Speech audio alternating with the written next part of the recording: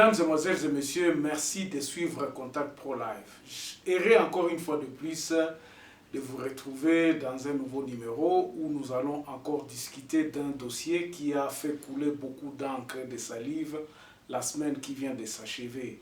C'est le dossier Minembwe. Ce dossier ici, pourquoi nous l'abordons encore une fois de plus, c'est parce qu'il y a eu M. Muzito qui a fait un point de presse et qui a parlé des choses très très importantes que moi j'ai trouvé un peu de similitude dans ce que j'ai toujours parlé et dont les résolutions servira vraiment au décollage et à la sortie de cette crise que nous continuons à vivre en République démocratique du Congo. Mais avant toute chose, nous allons suivre les titres à la une des journaux qui paraissent sur Internet ce week-end. Voici les grands titres à la une des journaux qui paraissent sur Internet ce week-end. On commence par élection.net, les grévistes en assemblée générale. Et puis à Nord Kivu toujours, installation de Lebomba Bakungu à la tête de la chefferie de Bukungu, Karlin Zanzu sous pression. On va sur Actualité CD. Mata Tamponio supervise la mission d'observation électorale de l'EUIA. Et puis l'entourage de Kamere met la pression. Ce week-end, on frôle le pire, affirme son assistant. Et allons sur Congo profond. L'INAFOOT DSMP bat Renaissance et tient enfin son premier succès de la saison. Et puis, toujours l'INAFOOT ici, il n'y a qu'un seul titre. Alors, 7 sur 7 parle de quoi ? 7 sur 7, l'IGF n'a pas reçu de frais de fonctionnement depuis le début de l'année, donc il fonctionne en blanc. La société civile du Kasaï central s'oppose à l'attribution de la localité Bakwandeja au Kasaï. On passe par Radio Okapi. Nord Kivu, agents de l'État et miliciens impliqués dans la pêche illicite sur le lac Édouard. Alors, on termine avec le dernier titre, Kasaï occidental. Lazado demande à Félix Tshisekedi de réhabiliter Martin Kabouya et son gouvernement. On se retrouve demain dans un nouveau numéro. Au revoir. Alors, merci encore une fois de plus. Le discours ou bien le point de presse que M. Muzito a tenu la semaine passée, et Tiningaï n'a réfléchir encore une fois de plus sur les 4 points. Aya souleva qui 4 points. Nous n'allons pas aller dans le détail de tous ces 4 points, vu le temps oyo tozalaka na mon émission na biso. Menako tia ba accent na babiloko oyo alobaki et que ce sont des choses très très importantes oyo biso ba congolais tozokoka mettre en pratique te. Tozokoka te na ite soki eza pona ba intérêt égoïste ou bien pona nini, mais nous n'arrivons pas vraiment à mettre ces 4 points yanani na kati yanani en pratique pour que tozala na forme moko ya état na biso ya Congo na biso oyo eza assis sur des valeurs, sur des bases oyo mutu nyonso tout le monde qui doit être en République démocratique du Congo à se retrouver. Azala étranger, azala nationaux, azala congolais d'origine, azala nani, soki ba valeur wana eza en place et que administration na biso ezo sala. Ba biloko nyonso to ezo kende na ndenge moko ke ba processus eza ko kende na ndenge oyo tokoki koloba ke nonde ba processus na biso mboka na biso ekolongwa. Je vous assure ekolongwa na marasme oyo toza na kati. Alors, je vais parler de ces 4 points. Je n'ai cité en beaucoup nommément awa. Alobaki nanu na point liboso eza il a défini d'abord que ba territoire on a ebsaka toujours bino ba territoire a ebsi bino quelles sont les communes ba communes zanini a expliqué ba communes ruraux a expliqué ba communes urbaines, il a tout expliqué. Alors, point commun na biso na Muzito eza nini? Ngana banzi point commun na biso na Muzito, na premier point wana d'abord eza makambo ya commune. Donc ba fête d'abord, ba fête eza boya ya lobi na cité na lobi que le 9 juin 2009, le gouverneur de province de Sud Kivu propose à l'Assemblée provinciale du Sud Kivu l'érection de certaines agglomérations de provinces du Sud Kivu en commune. Par sa recommandation du 7 octobre 2009, l'Assemblée provinciale de Sud Kivu donne son avis. Donc, on a un point, on a un processus, on a respecté. Mais, soubassement, on a nini. Awa, bande ko foto yebaka eloko moko. Tokoki ko diriger mboka te oyo toyebi batute. Et c'est là où je pense que point commun ngana muzito ezali yango wana.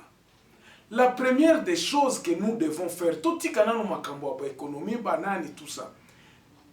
Total ananu, qu'est-ce que nous abatu nini yango bazalaka wapi basalaka nini?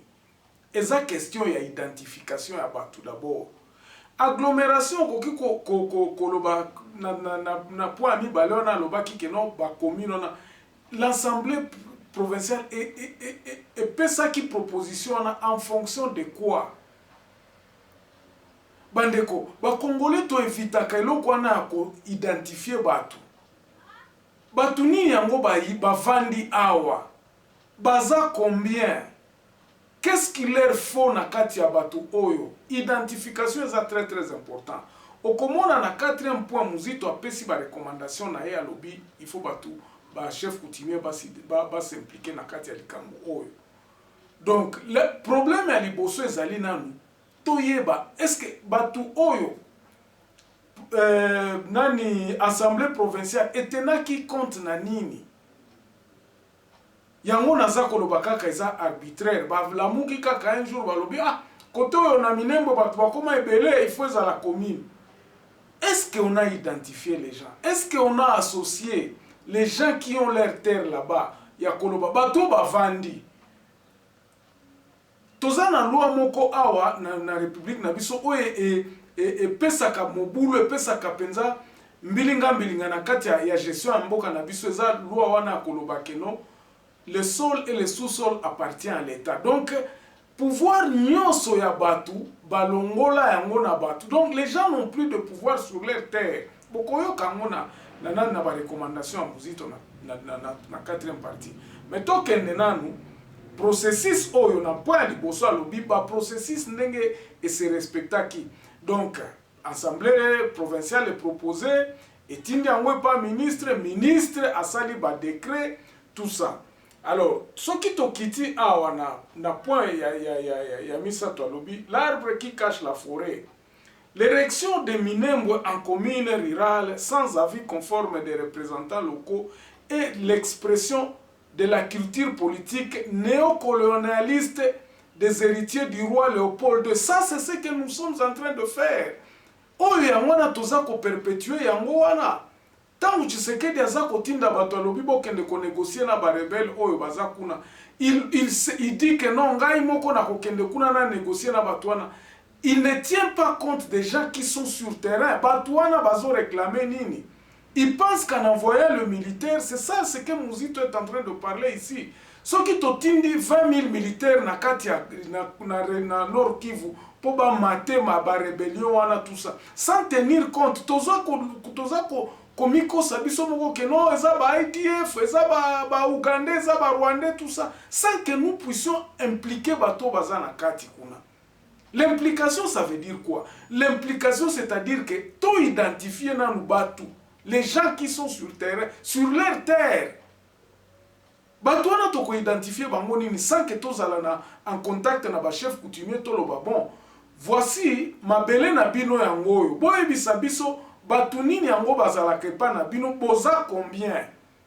Ainsi, okomona soki toyebi ki tomoni ba agglomération tomoni ke ba agglomération les gens s'identifient banande o baza koto banande o boza plus de 40 000 il faut ezala commune il faut topé sango selon constitution na biso to érigeant en commune rurale ou en commune ou à une ville et tout ça selon l'agglomération selon la population o ba vandi na place wana mais o wana esalema te yango wana muzito azokoloba lobi Kinshasa ezako zwa biloko nyonso et quand ils ont tenir compte na bato na batwana, je crois que c'est pour cela que na ba mikolo les cas qui na ba émission na ngana lobaki que non, il faut absolument que nous changions cette constitution pour que tous ngana ndenge ya congolais azala na structure oyo ye moko ayebi que non, je prends mon pays, le pouvoir eza na maboko na ngai.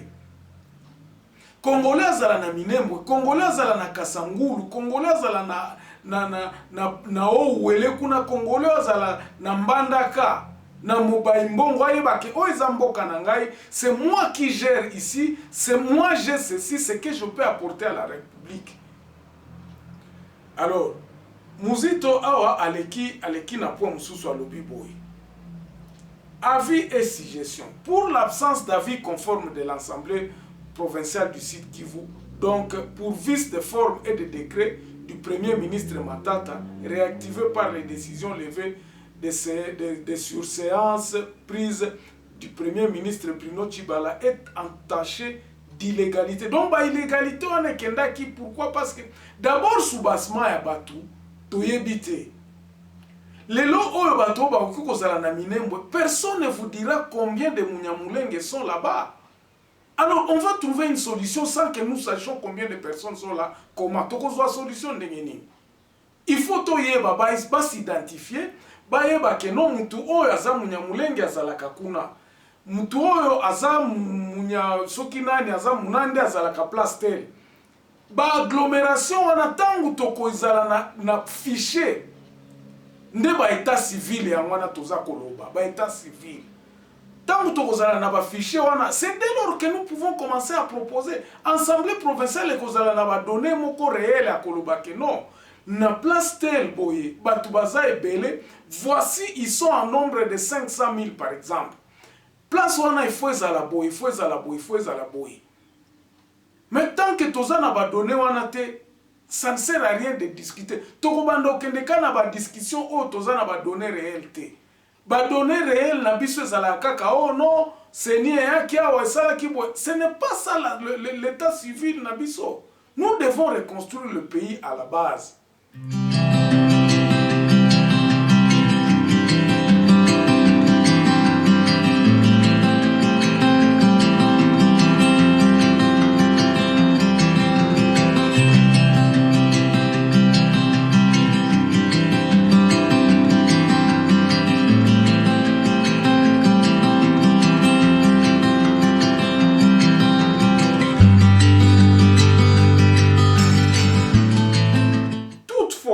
Mesure de l'agglomération de Minembwe remplirait les conditions de fonds pour être érigé en commune rurale, une concertation entre toutes les communautés locales est nécessaire pour dégager un consensus qui conduira l'Assemblée provinciale du Sud Kivu à émettre cette fois-ci un avis conforme, car la décision doit venir de la base du pouvoir coutumier propriétaire terrien. Voilà place oyo asukaki awa parce que alobaki makambo ebele mais ngana alobaki il a parlé de la chronologie de fait. Ngana zako insister sur likambo ya kolobaki non. Sans identification réelle oyo ba chef coutumier oyo ba propriétaire ya ba terre baza impliqué na kati. Sans eloko wana eloko mususu ekosalema te. Tozwa par exemple na nani ya Fizi na territoire ya Fizi par exemple. Na territoire ya Fizi, il y a combien de babembe? Babembe bazalaka wapi? Tozako eza ba groupuscule ba village toza na ba confusion moko dossier oyo eloko eko kabola biso eza identification ya ba communauté na biso eza sur le terrain. Na ko pesa pouvoir na ba communauté wana ya ko décider sur leur terre. Ainsi, ekotinda biso nini? Ekotinda biso que to modifier constitution na biso, ya ko rétrocéder pouvoir na batu. Et c'est ça dans le cadre où toza kolobela que non. Tant que les gens à la base n'auront pas le pouvoir ya ko arrêter babilo comme susu, to bando kendeka na ba guerre. Ba influence étrangère ko banda koya, ba communauté o eza na kati ya ba territoire eyebanité. Et vanda na luté akoloba que non. Par exemple, biso na kati ya Nord Kivu, na pesa exemple. Toza na ba Tembo, toza na ba Nande, toza na Banyaruchuru, tozana batu ebele baunde, batu ebele bazana kati ya Nord Kivu. Mais batu wana bazalaka wapi, bazalaka combien toyebi te. Nous estimons, nous travaillons sur des estimations comme ça pour construire un pays. Ça ne nous avancera jamais à rien. Et quoi avancer, biso la tane lo comme côté. C'est pour cela que nous disons que Muzito a raison. Muzito a pratiquement raison à Kolobaki. Non. Babiloko, ba erreur auto salaki, nous devons les corriger au lieu de commencer à montrer des doigts auto salaki, boto salaki. Biso nyonso to se mettre d'accord que base exacte, tozana nous na base te. La solution doit d'abord to construire base moko solide o eko permettre biso to yeba nani aza wapi, baza combien. Et c'est sur ces bases-là que nous pourrons commencer à ériger, par exemple, que non, o eza ville, o eza commune, o eza commune rurale, o il faut bourgmestre azala awa. Batu nini bako s'impliquer na kati ya construction ya pays wana eza bakolo bilanga batu oyo bazana mabele na bango. Si on dit que par exemple que non les Banyamulenge n'ont pas de terre, on va le dire en fonction de quoi? Bandeko. Na to soko tali démographie ya kati ya zone ya Fizi, okomona ta mususu eza 7-8 habitants par kilomètre carré. Bon, mabele wana batu mususu o baza tolo batake Banyamulenge bazalaka à peu près tolo batana 50 villages. Ba 50 villages wana ta mususu okomona eza ba village ya 1000 personnes te. Eza ba village o eza kokokata ata 10 000 personnes te. Et ça des groupuscules à Bafandi. C'est comme ça qu'on dit qu'au territoire, on ne peut pas construire sur ces bases comme ça. Au Comona, par exemple, bon, prenons un exemple. Le président de la République a lobby que non, Bakotinda 22 000 militaires dans le Nord Kivu. Est-ce que ces gens-là sont de là? Batouana Bakoya Kosala Musala Kotia Pekuna. Est-ce que Batouana Toko Konte Bango Keza ba habiter à Kuna? Té. Nous devons faire identification ya batu na place ni nango bazalaka. Batu oyo bazalaka awa. Ils ont leurs chefs coutumiers qu'ils se sont identifiés que non. Bilanga Mutute les a place te. Bilanga Mutute les a. C'est celui-là qu'on appelle un habitant de quelque part. On ne va pas identifier les gens parce qu'ils habitent quelque part. Non. Nous devons avoir de base. Et ce base-là, ya kolobake oyaza mutu ya awa. Ça ne peut venir que des chefs coutumiers qui sont reconnus légalement comme des propriétaires de terres. Bien sûr que ça n'a pas makambo belé ou il faut tout banda kosala avant ya kokoma na niveau wana. Mais le point commun ya ngai na Muzito awa eza déclaration na ye na suka ya nani na conclusion na ye awa. Alobi boy. Conclusion na ye awa na sepela ki nango mingi parce que il rejoint pratiquement ce que je dis tous les jours ici. Alobi boy na ko répéter ango susu. Na banzi na sinatanga ki ango susu mais na répéter ango kaka pour que bo comprendre susu. À défaut, bien que ça soit discutable sur le plan juridique, une ordonnance présidentielle peut annuler le décret awa bande koloba procédure oyo. Il faut que ça là pour annuler le décret oyo et nomaki bourgmestre Minembwe. Alobi boy, il faut président de la République a contacté Conseil d'État. Donc on a des procédures. Ah on a souka.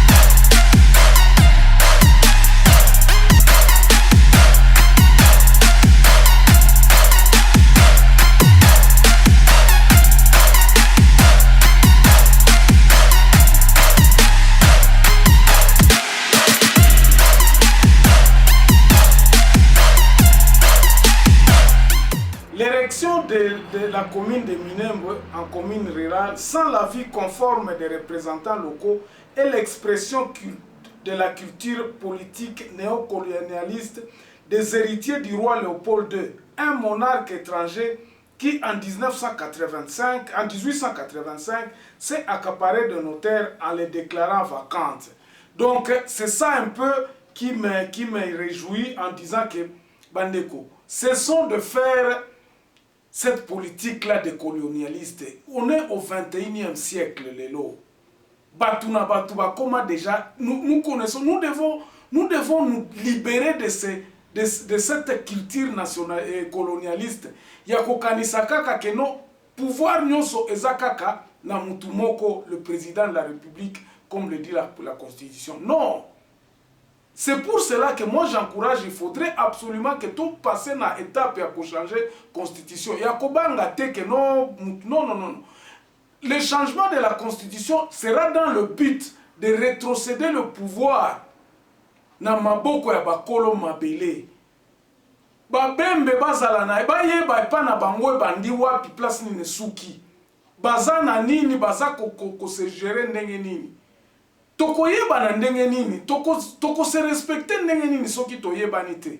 C'est tout à fait vague. Lelo yokotuna munando lobi territoire na bino bandi wapi. Beaucoup d'entre nous ne connaissent pas. Est-ce que nous respectons notre cartographie? Qu'est-ce qui se trouve sur nos territoires? Banani ango ba geraka ba richesse na biso. Qui gère les richesses de nos richesses? Est-ce que c'est nous? Est-ce que c'est le colonialiste? Est-ce que nous bénéficions de nos richesses?